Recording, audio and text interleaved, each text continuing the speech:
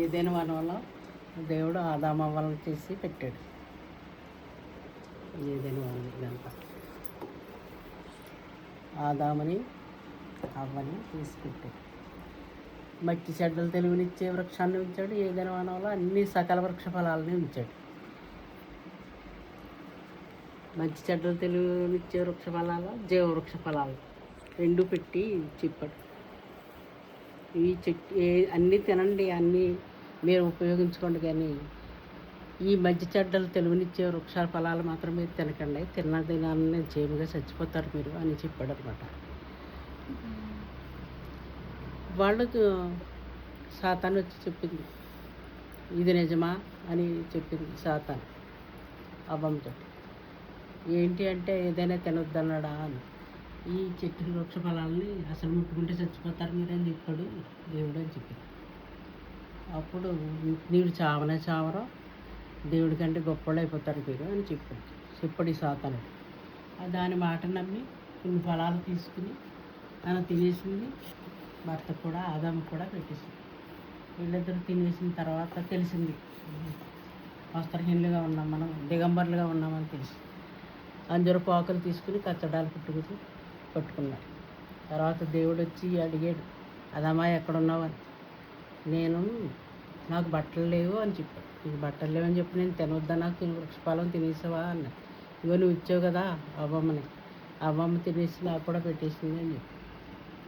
అప్పుడు దేవుడు నిశ్చయంగా సచ్చేదమని చెప్పాడు కదా. మరి ఆయన కోపాన్ని చల్లార్చుకోవటానికి అప్పుడు ఒక పవిత్ర జంతువుని చంపి ఆ రక్తాన్ని ఆయన స్వీకరించి వాళ్ళని క్షమించి మళ్ళీ వాళ్ళకి ఈ జంతు చర్మాన్ని వీళ్ళకి చొక్కాలుగా చేసి ఇచ్చాడన్నమాట. ఈ ఏదైనా వనం నుండి వీరిని బయటికి వెళ్ళగొట్టేసాడు. వీళ్ళకి ఏం తెలిసిందంటే దేవుని దగ్గర మనం చేసినటువంటి పాపాలు క్షమించబడాలి అంటే రక్తం చిందించాలని వీళ్ళిద్దరికీ తెలిసింది. కాబట్టి తర్వాత తెలుసుకున్నారు వీళ్ళు. తర్వాత ఆదాము అవ్వలకి వాళ్ళు ఆదాము అవ్వను కూడినప్పుడు వాళ్ళకి ఒక బిడ్డ పుట్టాడు. ఆ బిడ్డ పేరు కయ్యీను. ఆ తర్వాత ఇంకొక బిడ్డ పుట్టాడు, ఇతని పేరు హేబెలు. వీళ్ళిద్దరూ పెద్దోళ్ళు అయిన తర్వాత దేవునికి బలి అర్పించాలని చెప్పారు. రక్తం ఇష్టమైనకి మన పాపాలకు బలి ప్రాయశ్చిత్తంగా పవిత్ర జంతువుని అర్పించాలని వీళ్ళిద్దరికి చెప్పారు తల్లిదండ్రులు. అయితే కయ్యీను తన వ్యవసాయంలో మంచి ఫలాలను తెచ్చిపెట్టాడు, దేవునికి బలి ఇవ్వడానికి వచ్చాడు. హేబెల్ అయితే తను మందలు మేపేవాడు, మరి పవిత్ర జంతువుని తీసుకొచ్చి రక్తం ఇష్టమంట దేవునికి అని చెప్పి రక్తం అర్పించాడు. కాబట్టి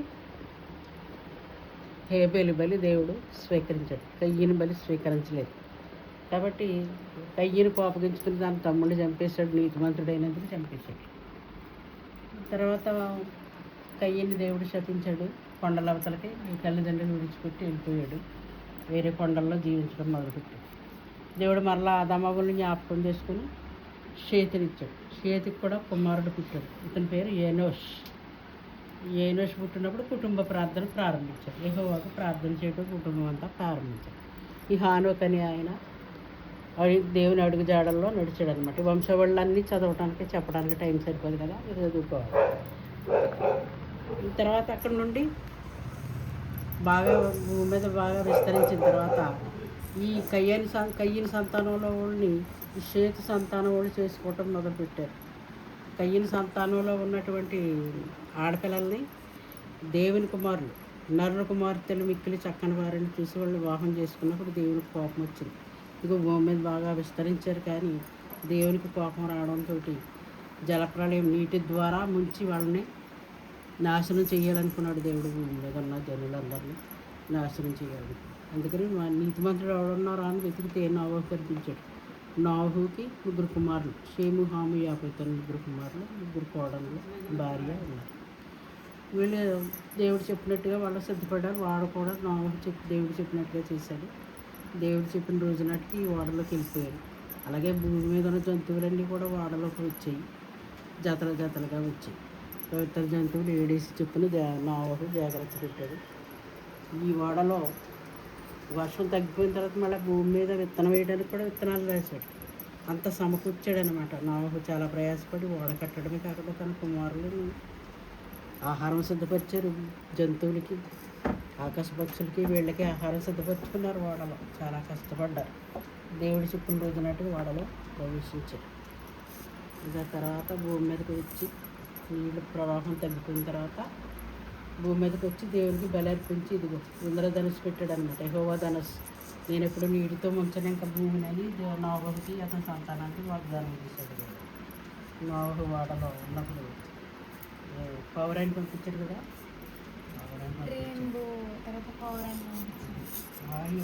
జలప్రళయంలో తగ్గిపోయినప్పుడు జరిగిన సంగతి ఇది. క్రిందకి బయటకు వచ్చిన తర్వాత బలిపీఠం కట్టి కుమారులు అతని కుమారులు కుటుంబం అంతా దేవునికి బలి అర్పించారు. తర్వాత భూమి మీద వీళ్ళకి పిల్లలు పుట్టారు. జలప్రళయం తర్వాత నోవహు కుమారుల ముగ్గురికి పిల్లలు పుట్టారు. వాళ్ళు బాగా విస్తరించి భూమి అంతా నిండారు. నిండిన తర్వాత అప్పుడు వీళ్ళు సింధులోయలోకి వచ్చారనమాట. సింధులోయలోకి వచ్చినప్పుడు మట్టి బాగా కనిపించింది. అక్కడ ఇటుకలు తీసి పట్టణం కట్టి గోపురం కట్టుకుందామని చెప్పి వాళ్ళు అబ్బాయి చెప్పుకొని గోపురం కట్టారు. గోపురం కట్టుకొని ఇలాగా గోపురం కట్టారు. ఈ గోపురం అంతా చాలా ఎత్తుగా కట్టేశారండి. దేవుడి దిగి వచ్చి భాషలు మార్చేశారు. ప్రపంచంలో అన్ని రకాల భాషలు, ఇంగ్లీషు, తెలుగు, తమిళ, ఉర్దూ భాషలన్నీ కూడా ఈ బాబిల్ గోపురం దగ్గర వచ్చాయన్నమాట. ఇలాగా బలి అర్పించి వీళ్ళు ఈ మొదటి ఈ పితరుల యుగంలో ఉన్న వాళ్ళందరికీ వీళ్ళకి బైబిల్ లేదు. విశ్రాంతి దినం కూడా వీళ్ళు ఆచరించలేదు. వీళ్ళు విశ్రాంతి దినాన్ని దేవుడు సృష్టిని 6 రోజులు చేసి 7వ రోజున విశ్రాంతి తీసుకున్నాడు. కానీ మీరు విశ్రాంతి దినాన్ని ఆరాధించండి, ప్రార్థన చేయండి అని చెప్పలేదు. ఈ పితరులు వీళ్ళంతా పితరుల యుగం అన్నమాట. ఇప్పుడు నేను ఇక్కడ వరకు ఈ పితరుల యుగంలో ఇది 2500 సంవత్సరాలు జరిగింది. ఈ ఆరాధన ఏమి ఆరాధన అంటే బలిపీఠాలు కట్టి దేవుడికి ఆరాధన చేయటం 2500 సంవత్సరాలు చేశారు. ఈ పితరులు అంటారు వీళ్ళందరినీ. పితరులు 2500 సంవత్సరాలు పితరుల ఆరాధన చేశారు. చేసిన తర్వాత ఇప్పుడు ఇదిగో అబ్రహాము ఇస్సాకుని బలి ఇవ్వటం బొమ్మలని ఉన్నాయి కదా, ఇవన్నీ అబ్రహాము ఇస్సాకులు కనండి, ఇస్సాకు యాకోబులు కనండి. యాకోబుకు 12 మంది కుమారులు పుట్టారు. ఈ 12 మంది కుమారులు ఇస్రాయేల్ యాకోబు పేరుని ఇస్రాయేల్గా మార్చి ఇస్రాయేలీలు అని అన్నారు. ఈ ఇస్రాయేలీలు ఈ 12 మంది గోత్రకర్తల్లోనూ యోసేపు అనే అతన్ని అమ్మేశారు. ఈజిప్టుకి పోయేటట్టు అమ్మేశారు. ఈజిప్టు దేశానికి అమ్మేశారు. వెండికి 20 తులాల వెండికి ఇతన్ని అమ్మేసినప్పుడు ఆ దేశంలో అతను జైల్లో ఉన్నాడు. తర్వాత జైలు నుంచి దేవుడే విడిపించాడు. ఈ రాజుకి కళలు రావడం, ఆ కళలో చెప్పడం, యోసేపు చెప్పడం, దాన్ని బట్టి ఆ రాజుగారికి మంత్రిగా ఇతను ఉండగలిగాడు. వీళ్ళకి కరువు వచ్చినప్పుడు వీళ్ళు కూడా ఈ 12 గోత్రకర్తలు కూడా ఐగుప్తు దేశం వచ్చేసారు యోసేపు దగ్గరికి. ఈ దేశంలో ఐగుప్తు దేశంలో 430 సంవత్సరాలు ఈ దేశంలో ఉన్నారు.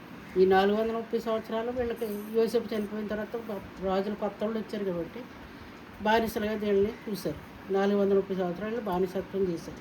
ఈ బానిసత్వం విడిపించడానికి దేవుడు తర్వాత మోషేని పుట్టించాడు అన్నమాట. మోషేని పుట్టించి తర్వాత అతడు పెద్దవాడైనప్పుడు ఇశ్రాయేలీని ఐగుప్తులకి తల్లి బాగా పెంచిందనమాట. మన దేవుడు ఇశ్రాయేలీ దేవుడు, గొప్ప దేవుడు, విగ్రహాలు చేయకూడదని చెప్పి ఇలా జమ్ము పెట్టిలో పెట్టి మోషేని పడేసినప్పుడు ఫరో రాణి తీసుకుని పెంచుకుంది. మళ్ళీ పాలు కోసమని తిరిగి తల్లిదండ్రులకి చేర్చబడ్డాడు అతను. వాళ్ళ అక్క మిరియాలు తీసుకొచ్చి మోషేని మళ్ళీ పెంచారు. పాలు విడిచిన తర్వాత ఫరో రాణికి అప్పగించారు. ఈమె 40 సంవత్సరాలు ఐగుప్తు సకల విద్యలు నేర్పింది. రాజు అయినప్పుడు అన్ని విద్యలు రావాలి కాబట్టి అన్నీ నేర్పించింది. తర్వాత పాలు ఇచ్చిన తల్లి చెప్పింది కదా, మనం ఇశ్రాయేలీలు ఐగుప్తులో చూడటానికి వెళ్ళినప్పుడు ఇశ్రాయేలీని ఐగుప్తుని కొడుతున్నాడు, అని చంపేసి ఇసుకలో పెట్టేశాడు. ఈ సంగతి ఫరో రాజుకి చెప్తున్నారు కాబట్టి ఇక్కడి నుండి పారిపోయి 40 సంవత్సరాలు అరణ్యంలో ఉన్నాడు. మళ్ళీ రఘుయ్యల ఇంట్లో పారాన్ అరణ్యంలో అక్కడ ఉన్నాడు.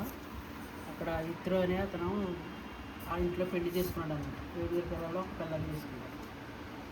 ఇది ఇశ్రాయేలు ఈజిప్టు నుండి విడుదల పొందడం, ఐగుప్తు దాస్యం నుండి 430 సంవత్సరాల తర్వాత విడుదల పొందడం.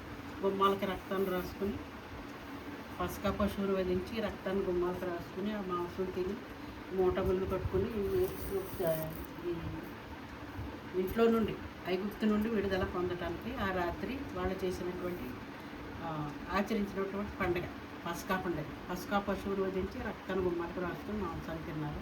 పులియని రొట్టెల పండుగ అన్నా పస్కా పండుగ అన్న ఒకటే. ఈ పండుగను చేసిన తర్వాత సంహారంతో ఇస్రాయేల్ ఐగుప్తు దేశం అంతా తిరిగి ఐగుప్తీయులు జ్యేష్ఠులందరినీ చంపిన తర్వాత విడుదల పొంది 10 తెగుళ్ళు మోషే ఏం చేసిన ద్వారా దేవుడు 10 తెగుళ్ళు వీళ్ళకి తీర్పు తీర్చాడు. 10 తెగుళ్ళ ద్వారా వీళ్ళకి తీర్పు తీర్చడం జరిగింది. 10వ తెగులు సంహారదూత నుండి రక్షించబడటానికి ఇశ్రాయేలీయులు పస్కా పండుగను ఆచరించారు. ఈ పస్కా పండుగ ఆచరించడం అయిపోయిన మరణాలు ఆ రాత్రి వాళ్ళు బయలుదేరి ఈజిప్టును విడిచిపెట్టి ఇశ్రాయేలీయులు 6 లక్షల మంది బయలుదేరి కనాను దేశానికి, ఐగుప్తు దేశం నుండి కనాను దేశానికి ప్రయాణం చేసి వచ్చారన్నమాట. ప్రయాణం చేసి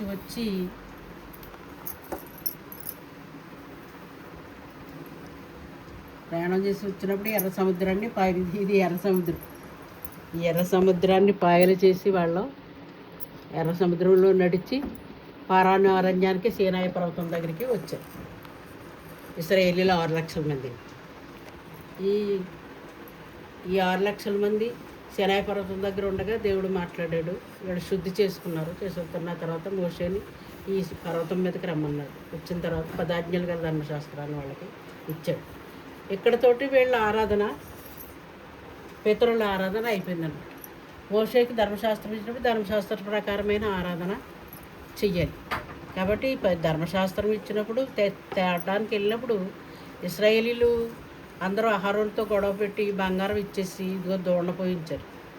అహరోను ఏం చేశారంటే దోణ పోసి ఈ దోణ చూపించి ఇదే యెహోవా మనల్ని ఎర్ర సముద్రం దాటించి రక్షించింది ఐగుప్తీయుల చేతుల నుంచి అని చెప్పి సంబరం చేశారు.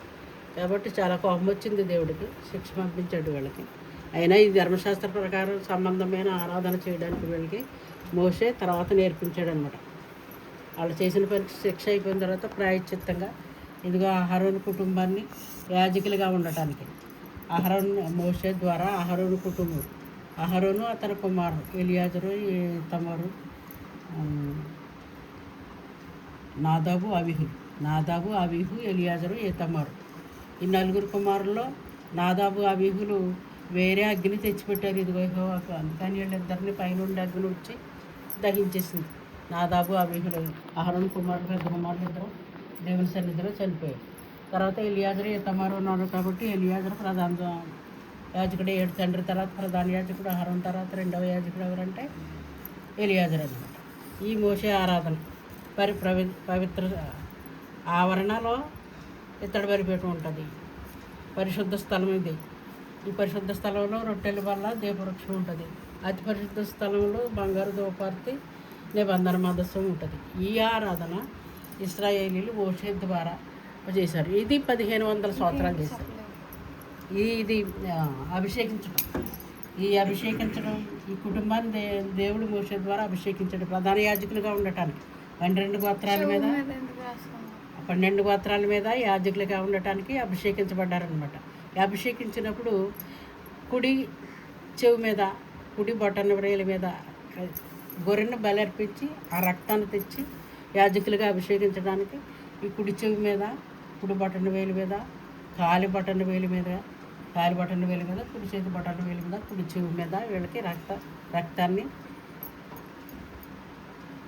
పురోక్షించాడు అనమాట. మోషే గారు తల మీద ఒలివ నూనె పోసి అభిషేకించాడు. ప్రధాన యాజకులుగా ఉండటానికి లేవి కుటుంబం అంటే అహరోను కుటుంబం అర్హులన్నమాట. ఇలాగ అభిషేకించడం వల్ల యాజకులుగా అభిషేకించాయి. ఈ ఆరాధన చేయటం వాళ్ళకే నేర్పించాడు అనమాట. ఈ ఆరాధన చేశాడు. ఇది 10 ఆజ్ఞలు తెచ్చినటువంటి మోషే. ఆ తర్వాత మోషే తర్వాత నాయకుడు యెహోషువ ఇశ్రాయేలీయులకి. ఇది ప్రత్యక్ష గుడారం. చూసే ఇందాక చెప్పిందే ఇది ఇశ్రాయేలీయులు 4 ప్రక్కల ఉంటారు. 12 గోత్రాల వారు 4 ప్రక్కలకు దిగుతారు. మకాము దిగి ఇక్కడ ఈ పరిశుద్ధ స్థలంలో ప్రతి సంవత్సరం పస్కా ఆచరించాలి. అంతేకాకుండా ప్రతిదినము కూడా దేవునికి బలులు అర్పించాలి. ఉదయకాలం అర్పించాలి, సాయంకాలం అర్పించాలి. ఆ బలులు అర్పిస్తూ ఉండాలి.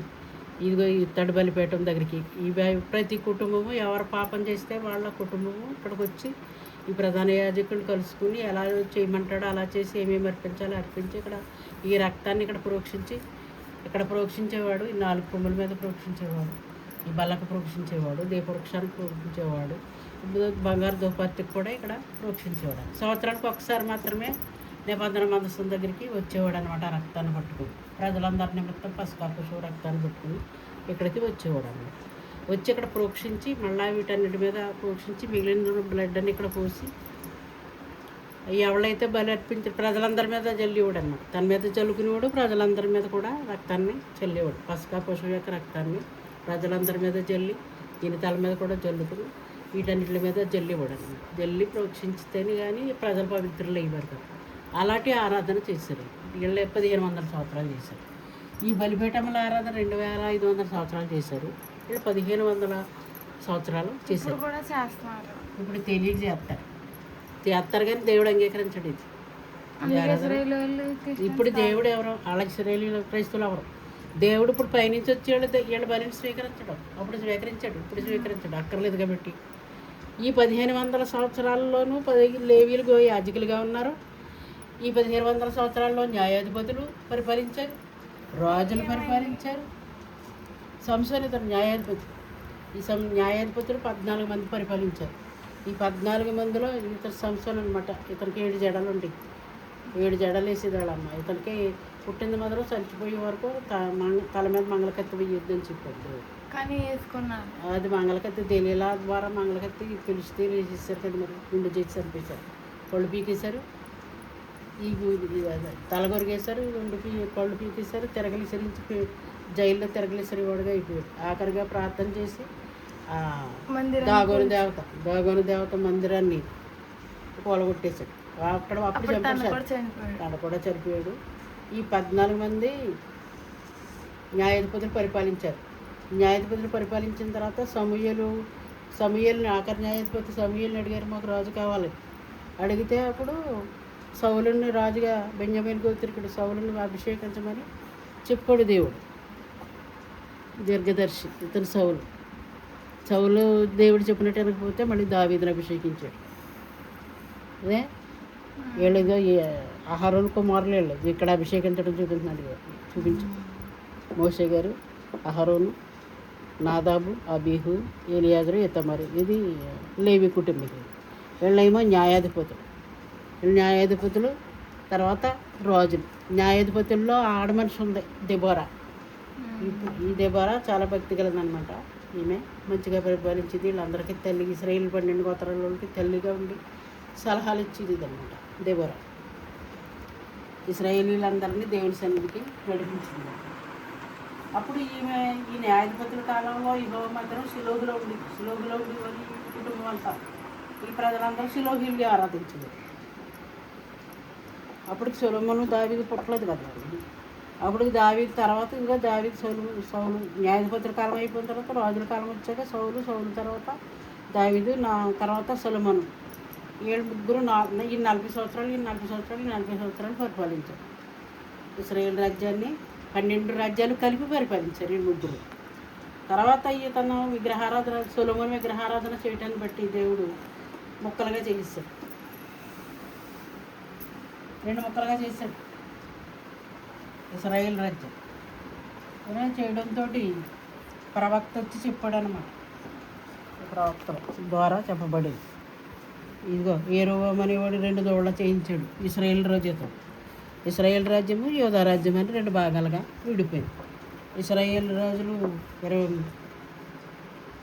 20 మంది పరిపాలించారు, 19 మంది పరిపాలించారు. యూదా రాజులు 20 మంది పరిపాలించారు. ఈ రెహబామేమో సొలొమోను కొడుకు, యెరోబామేమో సొలొమోను సేవకుల్లో ఒక సేవకుడు.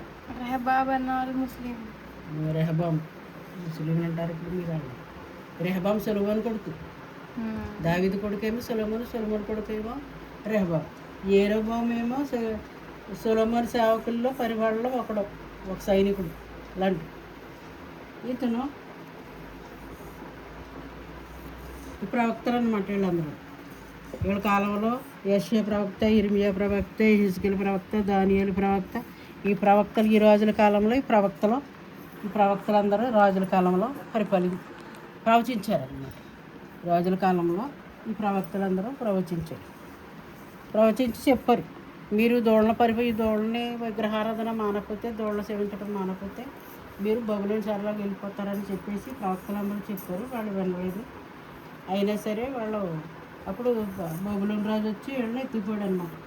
నెబుకద్నెజరు రాజు ఇడుగు ఈ నెబుకద్నెజరు రాజు వచ్చి ఈ ఇశ్రాయేలీల రాజ్యాన్ని యూదారాజ్యాన్ని ఎత్తిపోయాడు. కొట్టేసి సొలొమోను దేవాలయం కొలగొట్టేసి కాల్చేసి వీళ్ళని చెరలోకి తీసిపోయాడు. వీళ్ళనేమో అశ్షూరీయులు ఎత్తిపోయారు.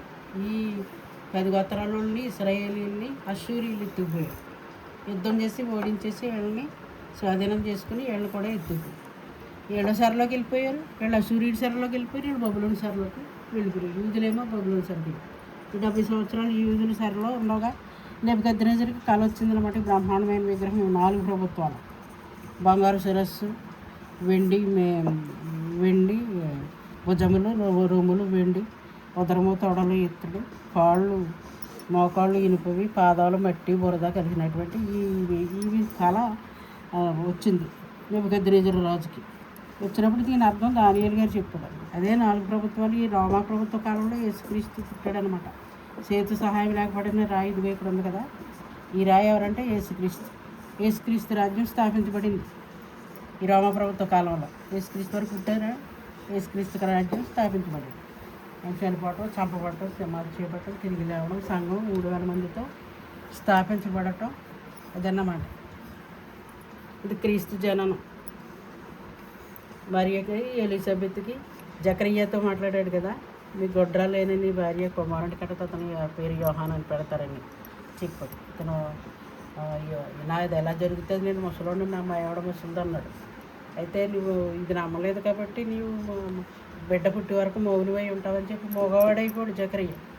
ఇక తర్వాత మళ్ళీ మరియ కూడా కనిపించి గబ్రియల దూత చెప్పాడు, దయాప్రాప్తురాలా నీకు శుభము, పరిశుద్ధాత్మలను గర్భం ధరిస్తావు, దావీదు కుమారుడు అని పిలువబడతాడు, అతను దావీదు యొక్క సింహాసనం అతనికి ఇవ్వబడుతుందని మరియమ్మ గారితో గబ్రియలతో చెప్పాడు. తర్వాత యోహాను గారి ఇదిగో అరణ్యములు కేకలు వేసి చెప్పాడు, అడవి తెరి తింటూ తోలుదట్టి కట్టుకుని ఒంటి రోమ చర్మాలు ధరించి అడవిలో ఉండి కేకలు వేసి చెప్పాడు.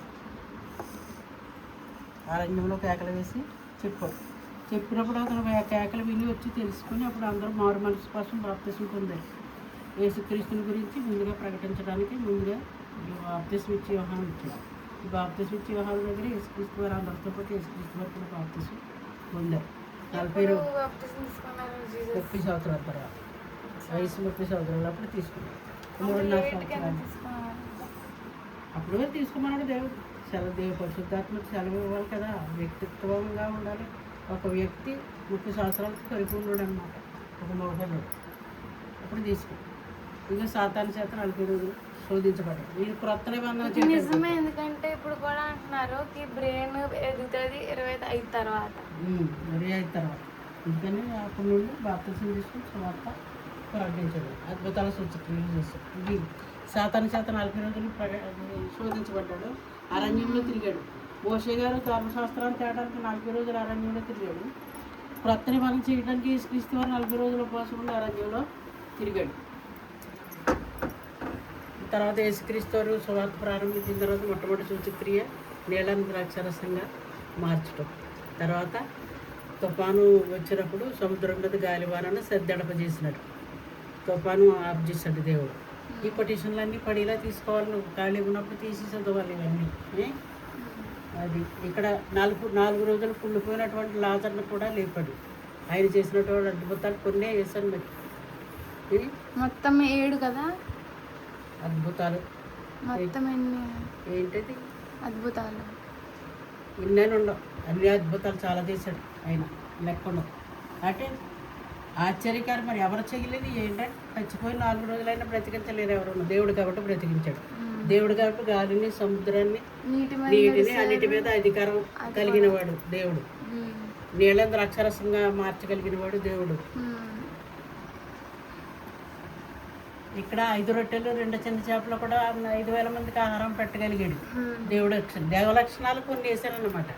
దేవలక్షణాలు ఏంటంటే చనిపోయే మనుషుల మీద అధికారం ఉంది, బ్రతికించే అధికారం. తక్కువ ఆహారాన్ని ఎక్కువ వేల మందికి పంచిపెట్టాడు. నీళ్ళంతా అక్షరస్యంగా మార్చాడు. కెమిస్ట్రీ.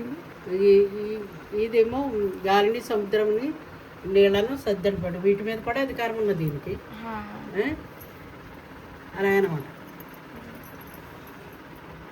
ఇదిగో నీళ్ళ మీద నడిచాడు. ఇంకా గుడ్డివాడికి పళ్ళు ఇచ్చాడు. రక్తస్రావరం కలిగిన సిరాయిని చెంగు ముట్టుకుని స్వస్థత పొందింది. ఇదేంటంటే మరి శిష్యులని 12 మంది శిష్యులు ఉన్నారు కదా. మరియు నేను బండ, క్రీస్తు అనే బండ, మరియు నీవు పేతురు అంటే చిన్న రాయివు నువ్వు, మరియు నీవు పేతురు ఈ బండ మీద నా సంగమును కట్టుదునని పేతురుతో చెప్పాడు. పరలోక రాజ్యపు యొక్క తాళం చెవులు నీకు ఇస్తానన్నాడు.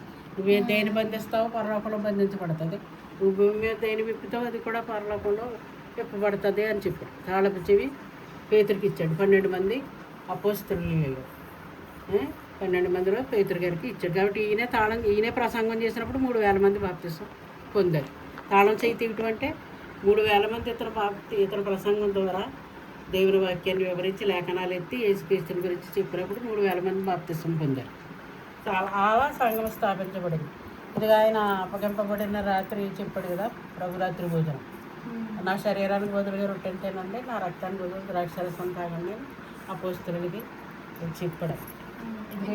గుడ్డివాడికి పళ్ళు ఇచ్చాడు. రక్తస్రావం కలిసి బాగుపడ్డాడు. ఇక్కడ యేసుక్రీస్తు వారిని ఇదిగో 12 మంది శిష్యుల్లో ముద్దు పెట్టి అప్పగించాడు. యోధ ఇస్కరియోతు యోధ అప్పగించాడు. 12 మందిలో ఒకడు. ఇదిగో యేసు వారిని సంఖ్యలు వేసి తీసుకెళ్ళిపోయారు అన్నమాట. బంధించి తీసుకెళ్ళారు. ఇదిగో కొట్టారు. ఒకటి తక్కువ 40 డబ్బులు కొట్టారు. శీలకు ఇక్కడ రాజవస్త్రం వేసి అవమానపరిచారు. ఇక్కడేమో పిలాతు ఎదురుగుండా కొట్టించి మరణానికి అప్పగించాడు, సిలువకు అప్పగించాడు. ఇదిగో వస్త్రం వేసి ఇక్కడ యూదుల రాజా నీకు శుభమని చెప్పాడు. ముళ్ళ కిరీటం పెట్టి నీకు శుభమని చెప్పి ఇక్కడ హేళన చేసి దేవుణ్ణి యేసుక్రీస్తుని అవమానపరిచాడు. ఇదిగో మా సిలువను అతని భుజం మీద పెట్టి మోయించారు. బరువు సిలువను పెట్టి మోయించారు.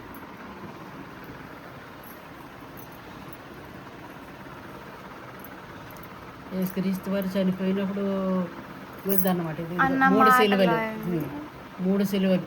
ఈ మధ్య సిలువ మీద యేసుక్రీస్తు వారు సిలువ వేయబడ్డారు. ఇప్పుడు వైపున ఎడమ వైపున దొంగలు, 13 దొంగలు సిలువ వేయబడ్డారు. అప్పుడు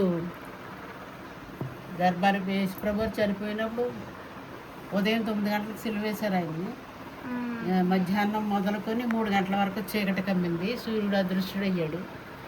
ఇదిగో లోకా 23:44, లోకా 23:45 గర్భాలయపు తెర పై నుండి క్రిందికి చెరిగింది.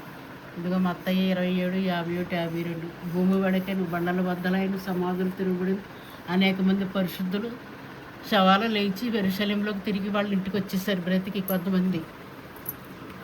ఈ సమాధికి ఇలాగా ఇది జరిగినప్పుడు చనిపోయిన వాళ్ళు లేచి వచ్చారు కొంతమంది. వాళ్ళు కూడా పరలోకం వెళ్ళిపోయారా పైకి? వెళ్ళండి, వెంటనే ఎందుకు వెళ్తారు? కొద్ది రోజులు మళ్ళీ చచ్చిపోతారు. అచ్చా, మళ్ళీ చచ్చిపోయి మామూలుగా పడతారు. ఇప్పుడు వాళ్ళు ఇంకా లేకరు. యేసుక్రీస్తు 2 సార్లు రావాలి, అప్పుడు అందరం. అప్పుడు నుంచి అప్పుడు అయితే సమాధులు దొరికాయి కదా కొంతమందికి. వాళ్ళేమవుతారు? ఏం దొరికాయి? కొంత పురాతన కాలపు మందులు సవాళ్ళు దొరికాయి కదా. ఇప్పుడా వాళ్ళు కూడా తర్వాత మాట్లాడదాంలే. ఇప్పుడు అలా కాదు, నిల్వ ఉంచటం గురించి మన దేశ చరిత్ర, ప్రపంచ చరిత్రలో అది మనకి ఓ రకమైన కనువిప్పు అంతే, అంతకంటే ఏం లేదు. ఇది ఇక్కడ సిలువ వేశారు రామ ప్రభుత్వం. పిలాతుడు అడిగారు మాకు అని, అడిగితే ఇచ్చి అప్పుడు అరిమత యోసేపు అనే ఆయన కూడా ఆయన వస్త్రం సెంటు పూసి ఆయనకి సమాధిని గౌరవంగా బట్ట చుట్టి చేశారనమాట. సమాధి చేశారు. సజీవుడైన ఆయన లేచిపోయిన తర్వాత మగ్దలే మరియా, వేరొక మరియా వీళ్ళందరూ వచ్చి వెతుకుతున్నారు. వాళ్ళ సుగంధ ద్రవ్యాలు తెచ్చారు శరీరానికి పొద్దామని. లెగిసిపోయి సజీవుడైపోయిన వాడిని మీరు వెతుకుతున్నారని దేవదూతలు అడుగుతున్నారు. అప్పుడు బ్రతికాడు, ఇగో చూడండి బట్టలు ఇగో కాడి సమాధి చూపించారు. పరిగెట్టుకెళ్ళి అందరికీ చెప్పారనమాట. ఇక్కడ ఇదిగో మరియా ఉంది, అమ్మాయి గ్రామానికి వెళ్ళాడుతున్నాడు. ఇది అమ్మాయి గ్రామానికి లెగిసిన తర్వాత అమ్మాయి గ్రామానికి ఇద్దరు వెళ్తున్నారు. వాళ్ళతో కలిసి వెళ్ళాడు అక్కడికి. వాళ్ళు రొట్టె తిన్నప్పుడు ప్రార్థన చేసి ప్రార్థన చేసిన తర్వాత వీళ్ళ కళ్ళు తెరిచిన తర్వాత యేసుప్రభు అని అర్థమైంది. వాళ్ళు వెంటనే తిరిగి ఇంటికి వచ్చేసారండి. వీళ్ళు ఇదిగో మరియా మగ్దలేని మరియా ఆయన పాదాలు పట్టుకోపోయింది. వద్దమ్మా నువ్వు పట్టుకోవద్దు, నేను లేచానని అందరికీ చెప్పమన్నాడు. ఇదిగో ఇక్కడ వాళ్ళు రహస్యంగా ప్రార్థన చేసుకుంటున్నారు గదిలో ఉండి. వాళ్ళకి ప్రత్యక్షమై కాళ్ళు చేతులు చూపించాడుగా తోమకు నేను నమ్మనన్నాడు కదా, అందుకు చేతులు కాళ్ళు పాదాలు చూపించాడు అన్నాడు తోమకి. తోమా నువ్వు చూసినమ్మో చూడకునమ్మ వాళ్ళందరూ దంగినండి. ఈ తోమ కంటే మనం దంగినం, మనం చూడలేదు కానీ అక్కడ లోపల లేవు కానీ మనం నమ్ముతున్నాం కదా ఆయన్ని. ఇదిగో 12 మందికి మళ్ళా చెప్పాడు అన్నమాట. ఇదిగో 11 కదా ఇప్పుడు 11 అయితే 12వ వాడిని సెలెక్ట్ చేశారు. ఇదిగో 12వ వాడిని సెలెక్ట్ చేసిన తర్వాత మత్తి పేరట చీటీ వచ్చింది. ఇదిగో మత్తి పేరట చీటీ వచ్చింది. అప్పుడు పేతురు గారు ఈ 12 మంది అయ్యారు. అప్పుడు అంతవరకు 11 మంది. మత్తికి ఎప్పుడైతే చీటీ వచ్చిందో అప్పుడు 12 మంది అయ్యారు. ఈ 12 మంది ఉండాలి, అంతకంటే ఎక్కువ ఉండకూడదు. ఆయన ఇష్టం అది, తక్కువ ఉండకూడదు. కాబట్టి ఒక్కడి కోసం అపోస్తుల కార్యాలు 1వ అధ్యాయం ఎలక్షన్ పెట్టి అప్పుడు 120 మంది కూర్చున్నారు అక్కడ. అయితే అర్హత ఏంటంటే అపోస్తులుడిగా ఉండాలంటే 12 మందిలో ఒకటిగా ఉండాలంటే యోహాను బాప్తిసం ఇచ్చింది మొదలు. యేసుక్రీస్తు యోహాను గారు బాప్తిసం ఇచ్చాడు కదా, ఇచ్చింది మొదలుకొని యేసుక్రీస్తుతోటి ఆ అపోస్తుల అందరితోటి ఉండి ఆయన అద్భుతాలు చేయటం, సూచక్రియలు చేయటం, ఆయన చంపబడటం, సమాధి చేయబడటం, తిరిగి లేవడం, పరలోకానికి ఆరోహణం అవ్వడం చూసిన వాడయ్యిన వాళ్ళు ఇద్దరు వస్తే ఇద్దరిలో మత్తీకి దేవుడు ఇచ్చాడు అనమాట. మత్తీని అంత అర్హత ఉండాలి. ఎంత అర్హత ఉండాలి? 12వ వాడు ఇతను. ఫస్ట్ బుక్ ఇతను రాశాడు కదా, న్యూ టెస్టిమెంట్. ఫస్ట్ బుక్ ఇతను రాశాడు. ఈ 12 మంది మీదకి పరిశుద్ధాత్మ దిగాడు అనమాట. 12 మందికి 120 మంది కూడుకున్నారు కానీ 12 మంది మీదకే పరిశుద్ధాత్ముడు దిగాడు అనమాట. అపోస్తుల కార్యాలు 2వ అధ్యాయం. ఇలాంటివి చూసుకున్నావు వీడియోలో చదువుకున్నప్పుడు ఇది బాగా క్లియర్గా చూసుకోవాలన్నమాట. చదువుకుంటామని నువ్వు, నేను ఇంకా చెప్పగలనా లేదో నాకు తెలియదు కదా, ముసలిదాన్ని అయిపోయింది. ఇదిగో అపోస్తుల కార్యాలు ఇది ఒకటే. ఇలా ఆయన ఆరోహణమైనప్పుడు తీసుకెళ్ళాడు 11 మందిని తీసుకెళ్ళి ఆరోహణ మాట్లాడుతూ ఉండగా ఆయన ఆరోహణ మేఘం వచ్చి ఆయనకి కొనిపోయింది. ఆయనకి అలా ఆకాశం వైపు అలా తేరు చూస్తూ ఉండిపోయారు. అప్పుడు దేవదూతలు ఇద్దరు వచ్చి ఇలా ఎందుకు అలా చూస్తున్నారు, మీరు ఆకాశం వైపు తేరు చూస్తున్నారు, ఈయన ఏ రీతిగా వెళ్ళాడు, మళ్ళీ అదే విధంగా మేఘాల మీద దిగి వస్తాడు, అప్పుడు ఆయన చెప్పినట్టు చేయండి, మీరు వెళ్ళండి అని చెప్పాడు. ఈయన ఏం చెప్పాడంటే పరిశుద్ధాత్మ మీ మీదకి దిగే వరకు, నా తండ్రి చేత మీకు వాగ్దానం చేసేది దిగే వరకు కూడా మీరు యెరూషలేము నుండి ఎక్కడికి వెళ్తాను అని అంటే తిరిగి మళ్ళీ యెరూషలేము వచ్చేసారు. ఇక్కడ నుండి ఆయన ఆరోహణ అయిపోయిన దగ్గర నుండి మళ్ళీ తిరిగి ఇక్కడికి వచ్చేసారు. వచ్చేసి 10 రోజులకి ఆయన ఆరోహణమైన దాన్ని 40 రోజులు అందరికీ కనిపించి ఆరోహణం అయిపోయాడు. సజీవునిగా కనిపరుచుకున్నాడు. 40 రోజులు ఆయన ఆరోహణం అయిపోయాడు. వీళ్ళు తిరిగి యెరూషలేము ప్రార్థన చేసుకోవడానికి మేడగదికి వచ్చేసారు. అక్కడ పస్కా పండుగ జరుగుతుంది. అక్కడ పస్కా పండుగ జరుగుతుంది కాబట్టి 40 రోజులు అయ్యింది కాబట్టి 50 రోజులు ఉండాలి కదా అక్కడ పస్కా పండుగ. 7 విశ్రాంతి దినాలు ఉండాలి. మరుసటి రోజు ఆదివారం, దాన్ని పెంతెకొస్తు పండుగ అంటారు. ఆదివారాన్ని 7 విశ్రాంతి దినాల తర్వాత మరుసటి దినాన్ని పెంతెకొస్తు అంటారు. అది పండగగా ఆచరించుకుని ఎవరి ఇంటికాల్లో వెళ్ళిపోయేవారు అనమాట, దేవాలయం దగ్గర నుంచి సంవత్సరానికి ఒకసారి. అలాంటి పరిస్థితుల్లో వీళ్ళు మళ్ళీ తిరిగి వచ్చేసిన తర్వాత ఆ 10 రోజులకి పరిశుద్ధాత్మ దేవుడు దిగాడనమాట. 40 రోజులు నేను వెళ్ళిపోయాడు. 50వ రోజున పరిశుద్ధాత్మ దిగి ఇక్కడ 3000 మంది బాప్తిసం పొందారన్నమాట. ఇలా క్రీస్తు సంఘం స్థాపించబడింది. 3000 మంది స్థాపించడం. అక్కడ నుండి వాళ్ళు ఏం చేశారంటే ప్రసంగం, ఇంకో పాటలు ప్రార్థన చేయటంలోనూ, కీర్తనలు పాడటంలోనూ, ప్రభురాత్రి వాక్య పరిచర్యలోను, ప్రభురాత్రి భోజనము, కానుకలు, ఈ 5 అంశాలు చేశారన్నమాట. ప్రార్థన చేశారు, పాటలు పాడారు, వాక్యం ఉపదేశించుకున్నారు, ప్రభురాత్రి భోజనం దేవుని క్రీస్తు శరీరాన్ని తిని రక్తాన్ని త్రాగారు, కానుకలు ఇచ్చారు. ఈ విధంగా ఇలాగా ఇదంతా ఆరాధన జరపడానికి సంఘంగా కూడుకోవటం, సమాజంగా కూడుకోవటం. అయితే మరి ఇశ్రాయేలీలకే దేవుడు, బైబిల్ చదివితే ఏమర్థమవుతుందో తెలుసా? ఇశ్రాయేలీలకే దేవుడు కానీ అన్యజనులైన మనకు దేవుడు కాదు అని అర్థమవుతుంది మనకి. కానీ అన్యజనులకు కూడా దేవుడని అన్యులు, కొర్నేలి ఇంటి వారు అన్యులు, సమరయలో ఉన్నవాళ్ళు సమరయలు, ఏలో అన్యులే. ఈ అన్యులైన జనాలకు కూడా దేవుడు యేసుక్రీస్తు రక్షణ అన్నది, యేసుక్రీస్తు నమ్ముకుంటే పరలోకం వెళ్తారు వీళ్ళు, అన్ని జాతుల వారికి మానవులందరికీ రక్షణ ఉంది. అప్పుడైతే యూదులకే ఉన్నది, యేసుక్రీస్తు పుట్టక ముందు అయితే యూదులకే ఉంది రక్షణ. మరి మనం వాళ్ళ దేవుడు, మనం అంజులం కదా, పిల్లలమే కదా. ఆయన పిల్లలు అయ్యి ఎలాగయ్యామో అని అడిగితే నిన్ను చెప్పడానికి చెప్తున్నాను. నేను ఎలాగయ్యామంటే అప్పుడు అన్యజనులకి ఇక కొన్నేళ్ళు ఇంటి వారికి అన్యజనులకి కూడా సువార్త ప్రకటించి బాప్తిసం ఇస్తే పరిశుద్ధాత్మ దిగాడు వాళ్ళ మీదకి, క్రైస్తవులు అయ్యారు వాళ్ళు. ఇక సమరయ్యలు సమరయ్యలకు పిలుపు ద్వారా బోధించినప్పుడు పవిత్ర యోహానులు వెళ్ళి ప్రార్థన చేసినప్పుడు అన్యజనులైనటువంటి వీళ్ళు కూడా పరిశుద్ధాత్మ పొందుకొని బాప్తిసం పొందుకొని దేవుణ్ణి ఆరాధించారు. ఇక్కడ ఇదిగో వీళ్ళని నేను అన్యులకి చెప్పను, నేను యూదులకే చెప్తాను నేను అంటున్నాడు. పేతురేంటి అపోస్తలులు 12 మంది కూడా యెరూషలేములోనే ఉన్నారు, యూదులకే బోధిస్తున్నారు, యూదులు మనకే దేవుడు అంటున్నారు. అలా కాదు, అన్యజనులకు కూడా నువ్వు చెప్పాలని దేవుడు పేతురికి బోధించాడు. దుప్పటి చెంగులో అపవిత్ర జంతువులన్నీ చూపించాడు ప్రార్థన చేసుకుంటున్నప్పుడు. దుప్పటి చెంగులు దీన్ని అపవిత్ర జంతువులన్నీ వీటిని చంపుకు తినమని చెప్పాడు. పేతురు అంటున్నాడు, నేను అపవిత్రమైంది చిన్నప్పటి నుంచి తినలేదు ప్రభు, నీకు తెలుసు కదా అన్నాడు. అయితే అలా కాదు అని చెప్పి నేను చెప్పాను, నేను పవిత్రం చేశాను వీటిని, అపవిత్రం అని చెప్పడానికి నువ్వు బావడం, ఈ పుట్టించినోడు కలిగి చేసినోడు నేనే కదా అని చెప్పినప్పుడు ఏంటి 3 సార్లు వచ్చింది అలాగే దుప్పటి చెంగులు. ఏం జరుగుతుందని ప్రార్థన పెంచుకుని మేడ మీద నుంచి కిందకి దిగి వచ్చినోడు 3 మనుషులు వచ్చారు. కొన్నేళ్ళు ఇంటికాడి నుంచి వచ్చారు. కొన్నేళ్ళు అన్యుడు, అతను శతాధిపతి అంటే మిలిటరీ కమాండర్ అనమాట. అప్పుడు వీళ్ళు కూడా వెళ్ళమని చెప్పి పరిశుద్ధాత్మ దేవుడు చెప్పాడు. వీళ్ళు కూడా వెళితే అప్పుడు కొన్నేళ్ళు ఇంటి వారందరూ అక్కడ ఉన్నారో వాళ్ళందరికీ బాప్తిసం బోధించి బాప్తిసం ఇచ్చారన్నమాట. ఇక్కడ కూడా క్రీస్తు సంఘం స్థాపించారు. అన్యుల జనులు కూడా క్రీస్తు సంఘంలో సభ్యులయ్యారు. అన్యులకు కూడా రక్షణ ఉందని పేతురు గారి ద్వారా దుప్పటి చెంగుల దర్శనం ద్వారా తెలిసిందండి. ఇది కొత్త నిబంధన ఆరాధన. ఇది యువతలు కూడా ఉంది. అది తిప్పాలంటే కొంచెం